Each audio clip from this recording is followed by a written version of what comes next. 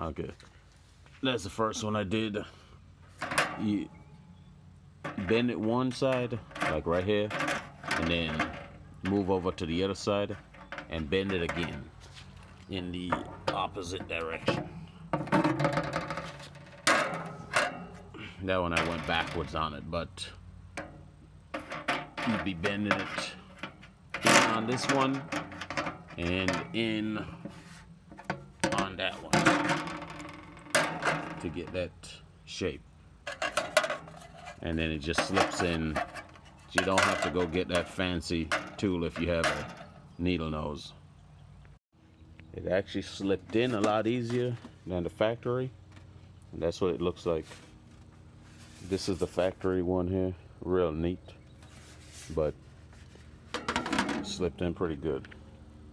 Okay, I started videoing late because I'm putting gutter in a metal building. Let me see if I can get a better shot. We got the end cap open right now. Put on that little connecting piece right there. Using that's the seam sealer that came with those connecting pieces. Spread it down in there. I'm just doing a slight grade on it. It's maybe 3/8 of an inch per 10 feet. Just trying to get the water from settling in this area right here. So what I'm doing now is every 24 inches, putting another one. I don't think you have to be exact, but this is where you don't have to slide this piece all the way through. Just hook it right there and then slide it down right there. That's all you got to do. I'll keep on going along, putting it in, and then put the next piece up. And I might have to do a little extra because these screws, I don't really trust them in just the metal sheet, which is about the same thickness as this.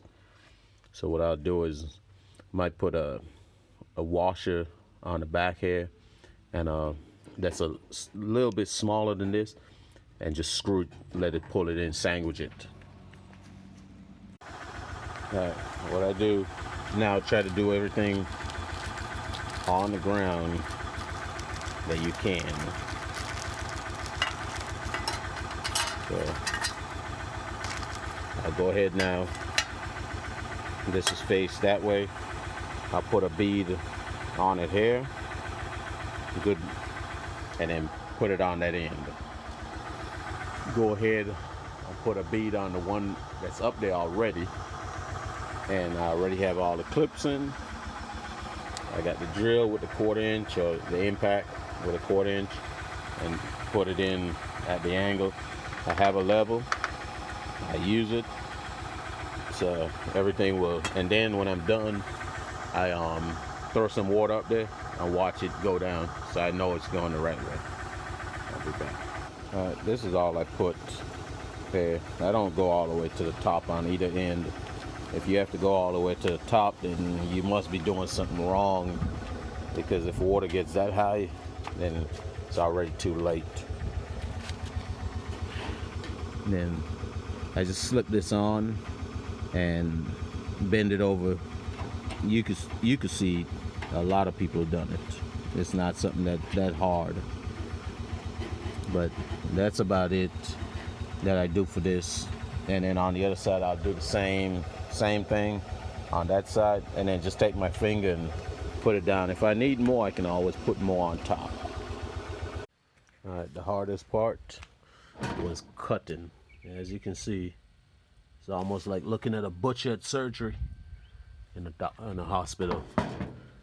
I mean, it'll work because I'm gonna be putting silicone and all that, but the hardest piece is when you get down to here and right there. Other than that, it cuts. I mean, like butter. Just using this, and it'll all be hidden because it has that little, the little coupler area. But that's a 4-foot section. Just to go up there, got to put the silicone on that one, and then it'll stop right there. I'll have a spout coming down right here because I have concrete on this section, so I can't bring it down to the end because this is going on the ground and out to the street. The other section is already buried out here, and it's just, I have a lot of water comes off that section of the roof, and water comes off this section, and everything just settles in the middle. So I'm moving around stuff now, and it makes a puddle right here, about a 4-inch puddle of water. So I don't have the puddle anymore because I dug this in on the ground. It goes all the way that way. From this point to that point, a little over 50 feet.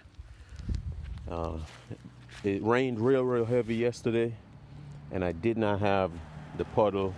The runoff was coming down this way here, but it was only like about maybe a 1/2 inch.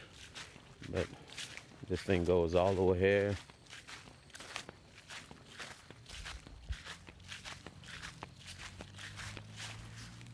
Comes out right here into the gutter, and then it just goes. But that's my little project for the weekend. All right, I got you can see that slope. That's a short piece, goes right there, comes there, and then it starts to go back up. The garage from the roof end to end is 31 feet. Anybody who has a metal garage will know when it comes to where your gutter would come out, where that drop down is, you don't have a whole lot of room. I mean, it might be 5 inches. The only thing I see that would work is plastic. I don't like it, but is that right there? And it'll, oh, let me, oh yeah, I have to put it that way. I think it's one way it'll go, but that's what I got. I'll change back over to the metal and drop straight down. But this is going on a metal garage, so it's completely different than on your house. I'll be back. Okay, right now I got it in there. That's that plastic piece up there. I had to put the sticker facing out. Well, you don't have to, but I already shaped it that way, so I left it. Now I cut this one up here using a regular bandsaw. All I have to do now is put a level on it, mark where it goes, and then I got those clamps that's hidden, the ones that's behind, so I'll screw it to the where the metals meet on it. That's the thickest spot.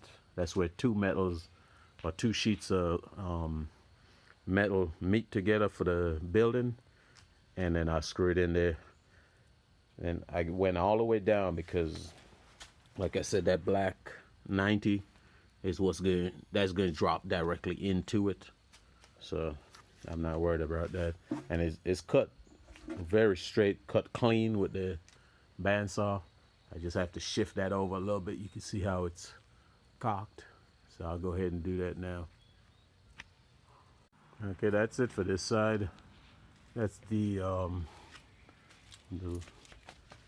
little flex piece, which I don't like, but it'll have to do. This, I couldn't screw it in where I wanted to because these sheets of metal is 3 feet. So what I did, I put one strap to the top. It's right there, and then the other one down there. And all I did was measure off the side of the building, which I put the level on it. I know it's level. It was 76 3/4 to the center, marked it, and then put those little brackets in there. And that's, now I'm just gonna dig and put this in. Okay, I'm gonna test it now. I got the hose on full.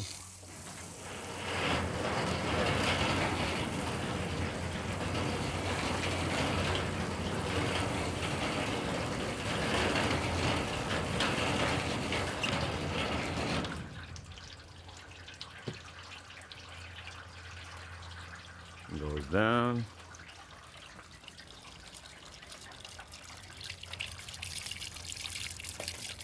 It's going on the ground. Comes across there.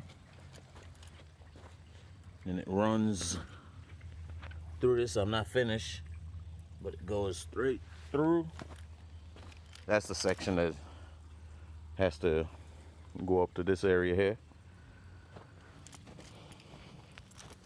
Goes through here.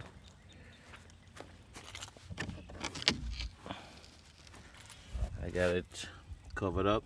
That's the other end of the T. And the section here is one of the hoses with the drain holes all through it and the cloth mesh over it. And then it just continue going there. So it'll actually drain into the ground on this section right here. If it's, and whatever is left will just be pushed out. All right. Okay. This is a tip the guy showed me. You can use a regular needle nose like this, and like on this side here. Let's see if all you have to do is hold it right there and twist, and it drops it in,